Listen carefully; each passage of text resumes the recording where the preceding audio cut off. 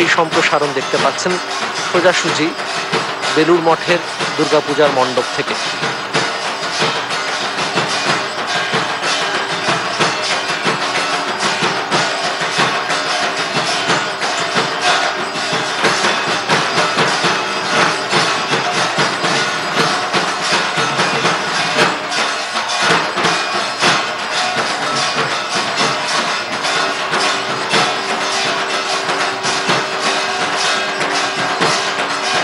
সামনে ভক্তবৃন্দ বসে রয়েছেন।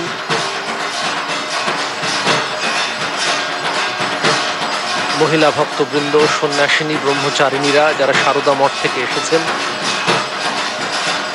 দেশ বিদেশ থেকে মানুষ এসেছেন বেলুড় মঠের এই পূজা দেখতে।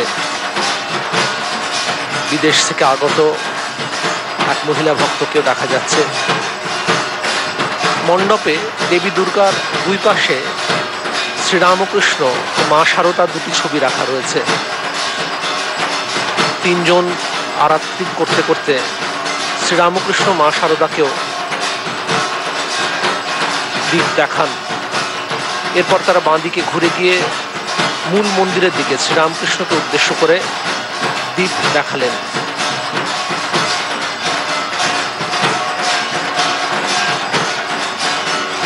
মা শারদার ছবি, সেদিকে তারা দীপ দেখাচ্ছেন। এরপর ঘুরে গিয়ে গঙ্গার দিকে তাকিয়ে আরতি করবেন। বেশ দেখার মতো যেটি, তিনজন যে একত্রে ইনসিঙ্ক্রনি একত্রে যে তারা ঘুরছেন আর আরতি করছেন, এই সমন্বয় আরাত্রিকের অন্যতম প্রধান অঙ্গ। পেছনে ঢাকের বাদ্যি শোনা যাচ্ছে।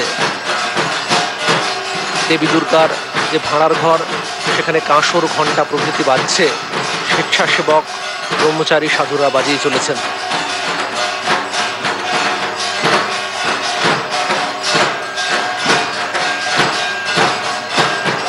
দেবী দুর্গার দীপমালা প্রদর্শন হলো। দীপমালা প্রদর্শনের পর তারা কর্পূর দীপ দেখাবেন দেবীকে। দেখুন, এই দীপমালা দেবীকে দেখানোর পর তা প্রসাদী স্বরূপ চলে এসেছে বরিষ্ঠ সন্ন্যাসীদের কাছে। এরপর কর্পূর দীপ দেখানো হচ্ছে দেবীকে।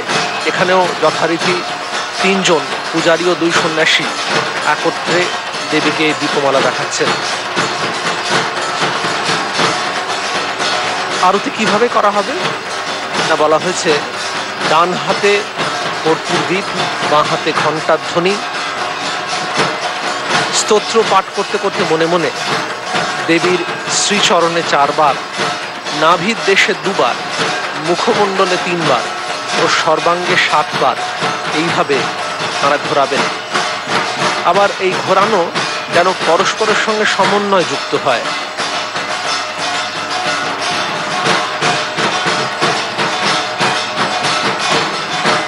ঢাকের বাজনার সঙ্গে সঙ্গে কর্পূর আরতি করে চলেছেন ব্রহ্মচারী ও 2 সন্ন্যাসী। এই আরাত্রিকে ঘণ্টার ধ্বনি ও দীপ প্রদর্শন দুইয়ের মধ্যেও একটা সংহতি থাকা দরকার। বাঁ হাতে ক্রমাগত এই ঘণ্টার ধ্বনি হবে আর ডান হাতে এই দীপ প্রদর্শন।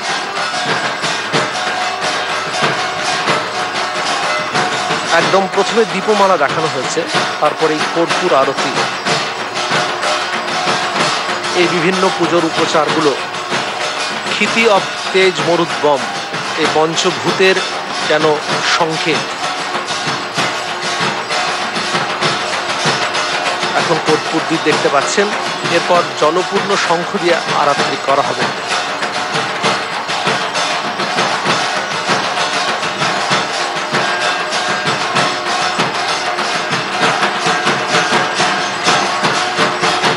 ভক্তবৃন্দ শান্ত হয়ে বসে নিবিষ্ট হয়ে আরাত্রি দেখছেন। গঙ্গার ধারে এই মণ্ডপ, শ্রীরামকৃষ্ণ মন্দির আর গঙ্গার মধ্যবর্তী অঞ্চলে।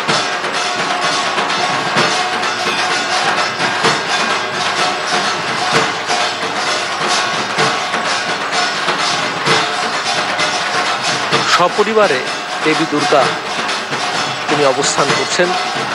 তার বাম ধারে চিত্রে নবপত্রিকা, ঠিক সামনে দুর্গার ঘট, গণেশের ঘট আর নবদুর্গার ঘটগুলিও রয়েছে। আপনারা খেয়াল করে দেখুন, যারা দীপ দেখাচ্ছেন নিচে অন্যরা রয়েছেন তাদের কাজে সাহায্য করার জন্য।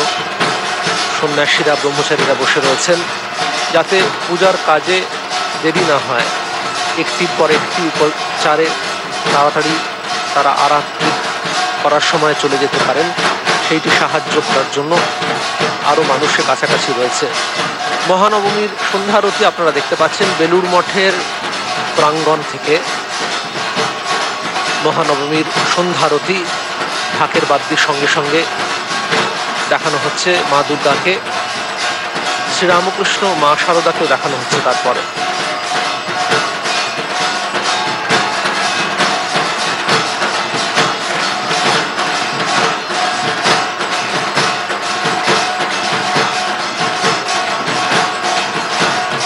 মোট 3 জন আরতি করছেন। মাঝখানে পূজারী, ব্রহ্মচারী নীলাদ্রি ও দুই দিকে 2 সন্ন্যাসী। দেবীর দুই দিকে স্তূপীকৃত বস্ত্র ভক্তরা দেবীকে যা নিবেদন করেছেন, পূজার সময় এগুলো নিবেদন হয়ে গেছে।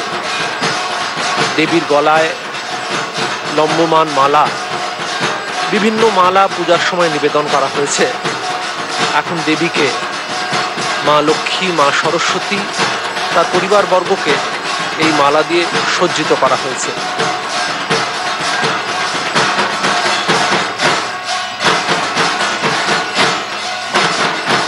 কর্পূর দ্বীপের আরতি হয়ে গেল।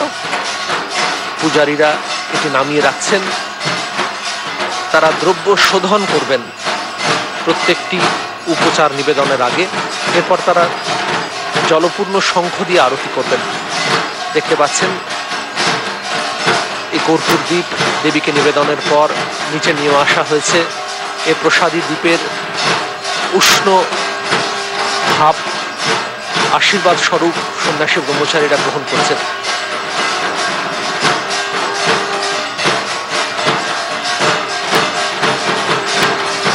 ঠিক আগের মতোই 3 জন একত্রে জলশঙ্খ দিয়ে আরতি করছেন। শঙ্খের জল অল্প অল্প করে দেবীর ঘটে তারা ফেলবেন। 3 জনের যে সমন্বয়, এইটি আরতিকের অন্যতম প্রধান একটি অঙ্গ।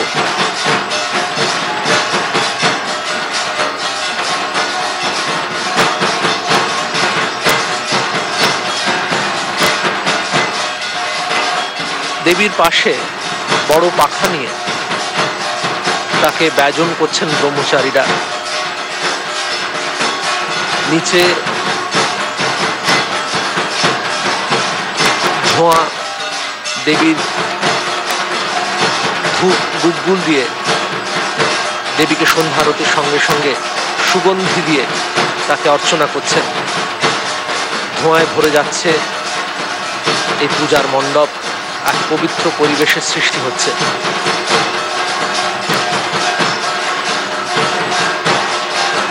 দেবীর পাশে একদিকে মা লক্ষ্মী, অপরদিকে মা সরস্বতী। মা লক্ষ্মীর পাশে আবার সিদ্ধিদাতা গণেশ, মা সরস্বতীর পাশে মহাসেনাপতি কার্তিকেয়। সপরিবারে দেবী দুর্গা আরাত্রিক গ্রহণ করছেন।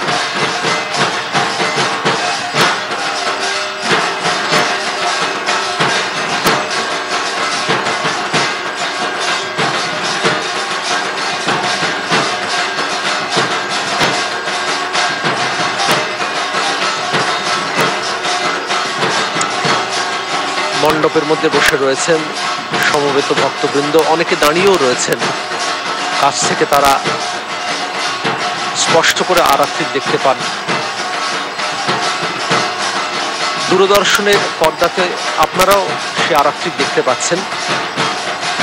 নবমীর দিন মহানবমীর সন্ধ্যার আরাত্রিক বেলুড় মঠ প্রাঙ্গণে অনুষ্ঠিত হচ্ছে।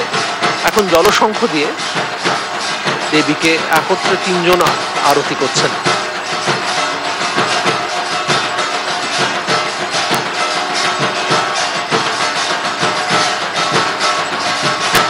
দেবীর মাথায় রয়েছে কিরিট, অঙ্গে ভূষণ, হাতে অস্ত্রাদি।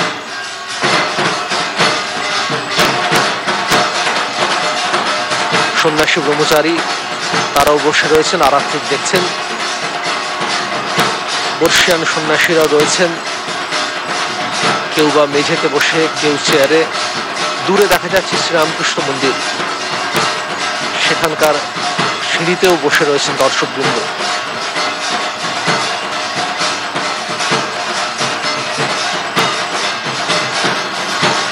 শ্রীরামকৃষ্ণ মন্দিরের গর্ভগৃহ দেখা যাচ্ছে, তার সামনে সিঁড়িতে অনেকে উপবিষ্ট। নিবিষ্ট মনে সকলে আরতি দেখছেন। পেছনে ঢাকিদের দেখা যাচ্ছে, তারা তালে তালে এই আরতিকে সম্পূর্ণ করে তুলেছেন। স্বামী আত্মস্থানন্দজি মহারাজ রামকৃষ্ণ মঠ মিশনের অন্যতম সহাধ্যক্ষ, তিনি বসে রয়েছেন মণ্ডপে।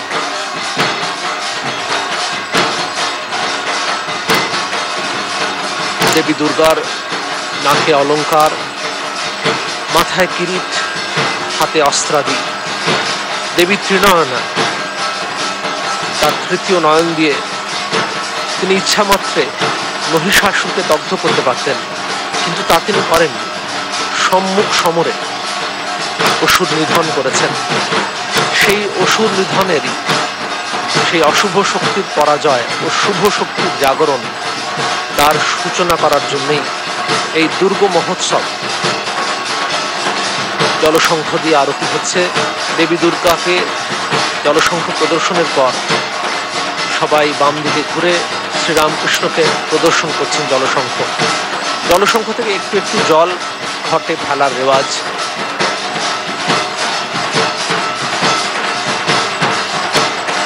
ঢাকিদের দেখা যাচ্ছে, হাত বাজছে, সঙ্গে ঘন্টা, ঢাক, এগুলোর সংযোগে আরতি হয়ে উঠেছে তাৎপর্যপূর্ণ।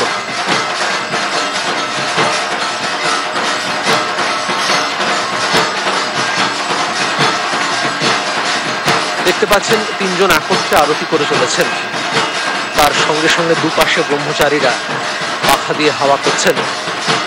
মণ্ডপে দেবী দুর্গার দুদিকে শ্রীরামকৃষ্ণ মা শারদার ছবি, ওপরে চমৎকার নকশা। এই নকশাগুলি শিল্পের ও সুরুচির পরিচয় দেয়।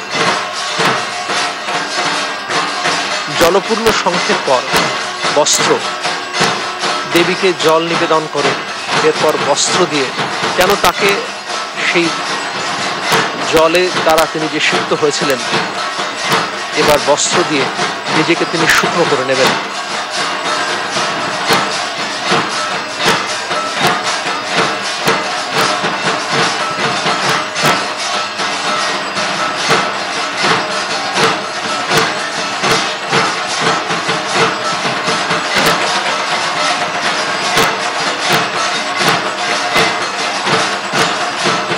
মাঝখানে ব্রহ্মচারী নীলাদ্রি পূজারী, তাকে দেখতে পাচ্ছেন।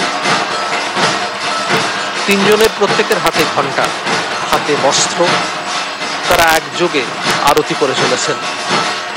আরতির কিছু উপচার, কর্পূর দ্বীপ, দীপমালা, জলশঙ্খ, এগুলি হয়ে গেছে। এবারে বস্ত্র দিয়ে দেবীকে সম্মানিত করা হচ্ছে। তার সামনে এগুলি প্রদর্শন করা হচ্ছে। এগুলি প্রদর্শনেরও রেওয়াজ রয়েছে। হাত এমনভাবে নাড়তে হবে ধীরে ধীরে, যাতে তা সুরুচির পরিচয় দেয়। যেন একটি ছন্দে তিনজন একত্রে সন্ধ্যা আরতি করছেন। বিশেষ পূজার মাঝখানেও আরতির রেওয়াজ রয়েছে, আরতি হয়েছে।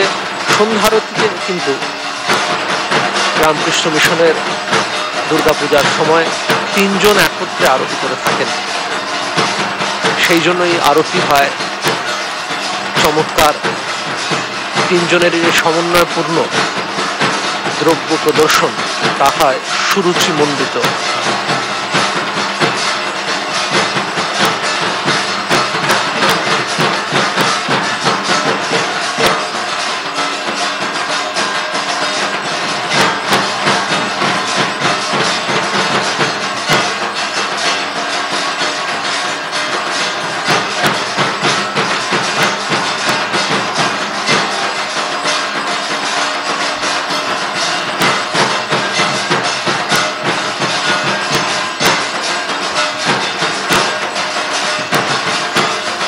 বস্ত্র দিয়ে এখন দেবীকে আরতি চলছে, এরপর পুষ্প দিয়ে আরতি করা হবে।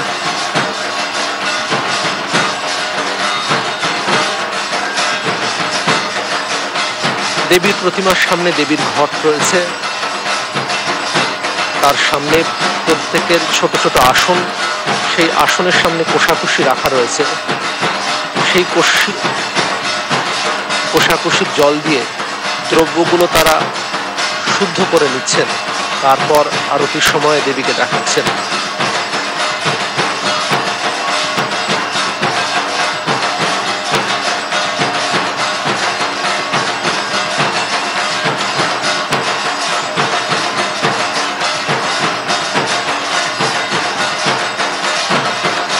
পেছন দিকে ধুনো গুগ্গুলের সুবাসিত গন্ধ চতুর্দিকে ছড়িয়ে পড়ছে, দেবীকে যেন আপ্যায়ন করা হচ্ছে এই দিয়ে। তার মাঝেই তিনজন একত্রে আরতি করে চলেছেন।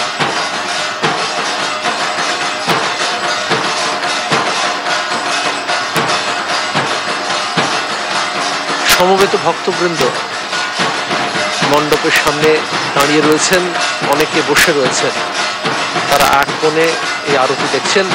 ঢাকিদের দেখা যাচ্ছে প্রবল উৎসাহের সঙ্গে তারা ঢাক বাজিয়ে যাচ্ছেন। আরতির তাল এই ঢাকিরাই ধরে দিচ্ছেন। দূরদর্শনের পক্ষ থেকে মণ্ডপের দুদিকে দুটো ক্যামেরা রাখা হয়েছে, মণ্ডপের উপরে আবার আরেকটি স্থায়ী ক্যামেরা, যা দিয়ে দেবী দুর্গার চিত্র সঠিকভাবে পর্দায় ফেলা যায়। বস্ত্রের পরে পর পুষ্প দিয়ে আরতি শুরু হলো।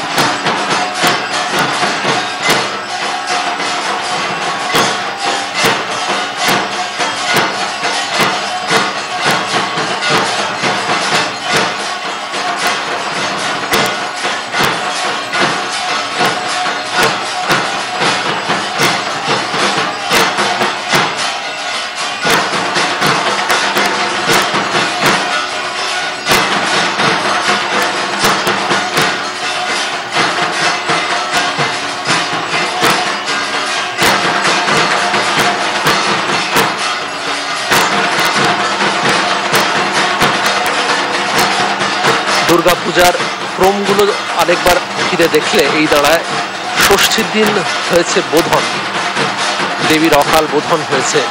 ষষ্ঠীর সকালে কল্পারম্ভ, বিকালে বোধন, সপ্তমীর দিনে নবপত্রিকার স্নান, অষ্টমীর দিনে মহাশক্তির পূজা, অষ্টমীর দিনে সকাল 9টায় কুমারী পূজা, অষ্টমী ও নবমীর সন্ধিক্ষণে হয়েছে সন্ধি পূজা, নবমীতে হয়েছে হোম ও বলিদান।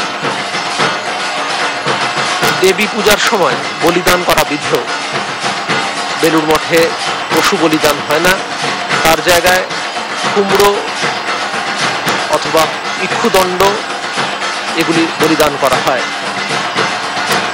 সন্ধি পূজা নবমী দুইবার বলিদান করা হয়। আজকে নবমীর সন্ধ্যারতি আপনারা দেখতে পাচ্ছেন।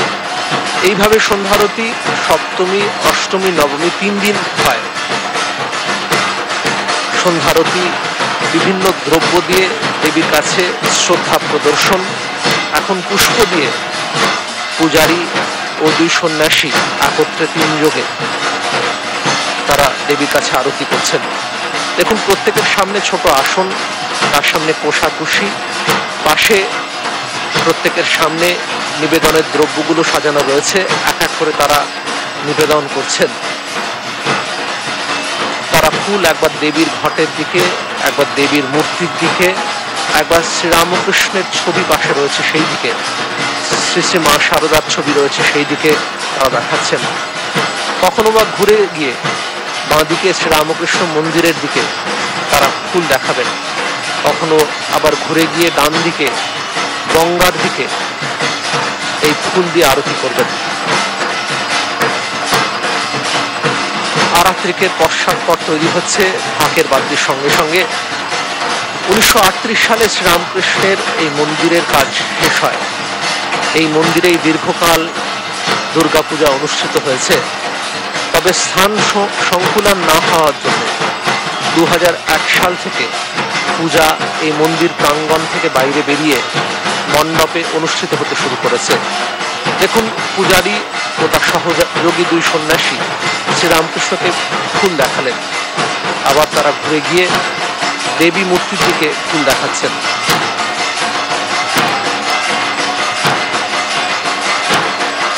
দেবীর দুই পাশে রয়েছে শ্রীরামকৃষ্ণ মা শারদার ছবি, সেই দিকেও তারা উপচার দ্রব্যগুলো একবার একবার করে দেখাচ্ছেন।